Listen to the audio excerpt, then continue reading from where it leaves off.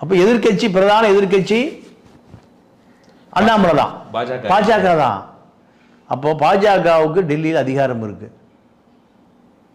மாநில கட்சிகள் பூரா பாஜக வந்து பயப்படுறான். அப்போ அண்ணாமலை பேசத்தான் செய்வார். எதிர்க்க ஆள் இருந்தால் தானே பேச மாட்டார். எதிர்க்க ஆள் இல்லை, எதிர்த்து அறிக்கை விட ஆள் இல்லை. இதே கருணாநிதி ஜெயலலிதா இருந்து அண்ணாமலை எப்படி அரசியல் பண்ண முடியுமா? வாய்ப்பே இல்லை. ஏன்? அண்ணாமலையினுடைய அரசியல் ஜெயலலிதாவாலேயோ கருணாநிதியாலோ முடித்து வைக்கப்பட்டிருக்கு. அதனால் அண்ணாமலை எது செய்தாலோ அது அரசியல், எது செய்தாலோ அதுக்கு பேர் ஆன்மீகம், எது செய்தாலோ ஆளுநர் மாளிகையிலிருந்து அவருக்கு அங்கீகாரம், எது செய்தாலோ அமித்ஷா ஆதரவு. இதனால் அண்ணாமலை எது வேண்டுமானாலும் சொல்லுவார், எதை வேண்டுமானாலும் செய்வார், எப்படி வேணாலும் இருப்பார். அண்ணாமலை காலம் இது. அதனால்